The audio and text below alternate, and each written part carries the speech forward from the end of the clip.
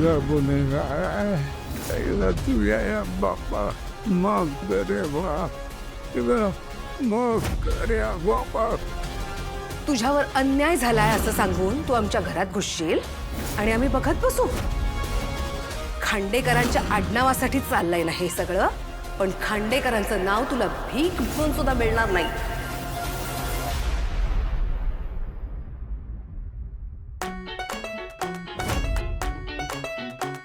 केतू, अरे वर्कआउट करताना कसला भारी दिसतोयस तू. खूप मस्त दिसतोयस. अरे अरे किती मस्त वर्कआउट करत होता तू. आणि तुझी बॉडी. ज्यूस घे ना. नकोय मला. अरे हेल्दी असतो, घे ना. मी एवढ्या कष्टाने बनवलाय आणि तुला घ्यायचं नाहीये. माझ्या कष्टाची किंमत नाहीये ना तुला. घे ना केतू प्लीज. नकोय मला. ठीक आहे, जर तू ज्यूस नाही घेतला तर मी हे करेन. घे, हे दे, हे कर. तू खरंच ज्यूस पिणार नाहीये? नाही. तू माझी चेष्टा करतोयस ना?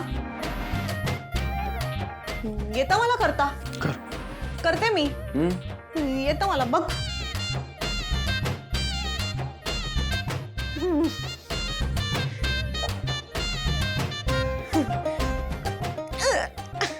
केदू, खूप त्रास होतोय रे मला. तू जरा ज्यूस प्यायला नाही ना तर मी हे करतच राहील. घे ना केदू प्लीज. आणि मला त्रास झाला की तुलाही होतो ना. प्लीज घे ना केदू, ज्यूस पी ना. झालं.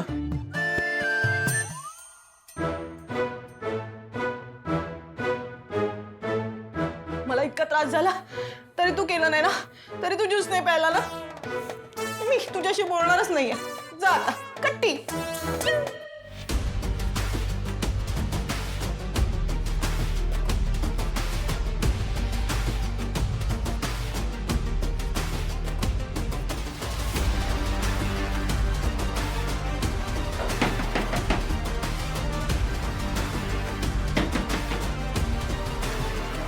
काव्य तुझं.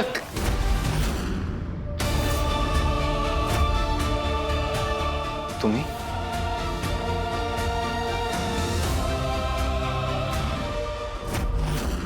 एक गोष्ट मी तुला खात्रीने सांगू शकतो की तुला जर या न्यूज बद्दल अजून माहिती हवी असेल ना, रादर JPC फार्मास्युटिकल कंपनीमधला जो काही एक्सक्लुझिव्ह डेटा आहे ना, तो तुला फक्त खांडेकरांकडेच मिळेल. रादर या डेटाविषयी जो काही ॲक्सेस आहे, आय एम डॅम शुअर खांडेकरांपैकी काही लोकांनाच तो ॲक्सेसेबल असणार आहे. म्हणजे माझ्या आईच्या मृत्यूचं रहस्य खांडेकरांच्या घरात आहे. काहीही करून मला ही माहिती मिळवावीच लागेल. तारिणी, तू हे नक्की तुझ्या आत्याच्या नवऱ्यासाठी करतेस की याच्या पाठीमागे तुझं काही पर्सनल मोटिव्ह आहे? नाही, हेच कारण आहे. आणखी काही कारण का असू शकतं ना? पक्का ना? नाही म्हणजे काही असलं, ही माहिती जरी आपल्याला मिळाली तरी आपण या माहितीबद्दल काहीही करू शकत नाही, कारण की आपण खूप सामान्य आहोत. पण मला या माहितीचा खूप फायदा होईल.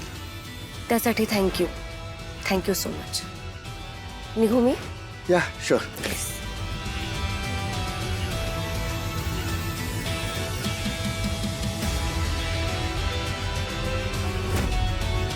ती मुलगी नक्की कोण आहे? तिच्या उत्तरावरून ती सामान्य मुलगी आहे यावर विश्वासच बसत नाही. कौशिकी मॅडम, मला कुठल्याही प्रकारचं जस्टिफिकेशन नकोय. त्याने काहीच उपयोग होणार नाही. मग तू काल हॉस्पिटलमध्ये का आला होतास?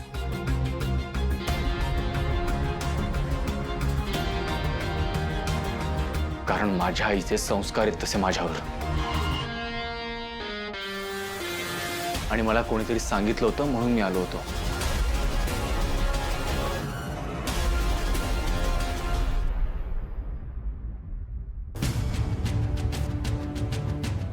केदार काकांना तुझी खूप गरज आहे आणि मी त्यांना प्रॉमिस केलंय की मी तुला त्यांच्याकडे घेऊन जाईन. प्लीज माझ्या बरोबर चल. त्याच्याशी माझा काहीही संबंध नाही. पण माझ्याशी आहे ना. ताई म्हणाला होतास मला, आणि आय नो तू फार मनापासून म्हणाला होतास. त्या हक्काने मी तुला रिक्वेस्ट करते केदार, प्लीज. माझ्या बरोबर चल. ताई म्हणालो होतो, पण मला माहिती नव्हतं की आपलं नातं हे असं वळण घेईल. त्यामुळे तुम्हाला आता कौशिकी मॅडम म्हणणंच योग्य राहील.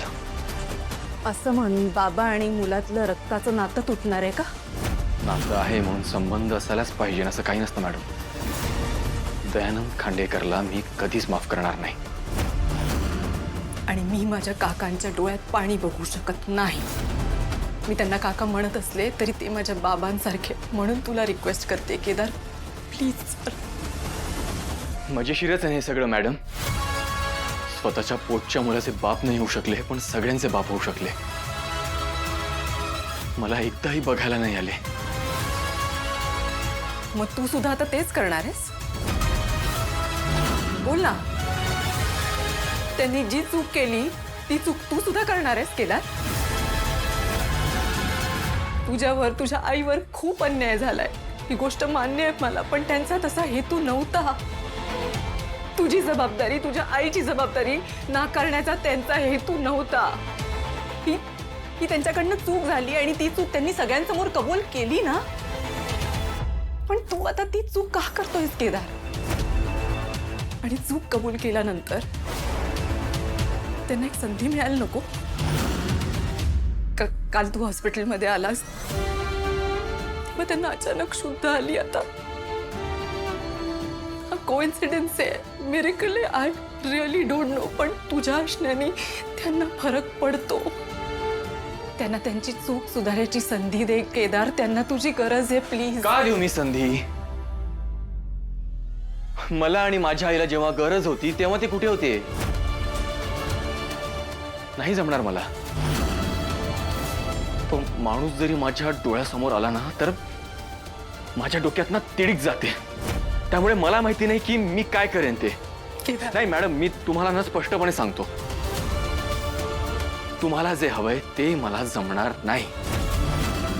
दयानंद खांडेकरांसाठी मला काहीच करायची इच्छा होत नाहीये. त्यामुळे मला फोर्स करू नका. ओके, मी फोर्स नाही करत आहे, मी तुला रिक्वेस्ट करते केदार. काकांनी जी चूक केली ती चूक तू करू नकोस. कारण आता तू जे काय करतोयस ना ते खूप कॉन्शियसली करतोयस. तू त्यांना न भेटण्याचा निर्णय घेतोयस केदार. आणि उद्या जाऊन बाबांना आपली गरज होती आणि आपण तिकडे नव्हतो असा रिग्रेट व्हायला नको. नाही होणार, बिलकुल नाही होणार.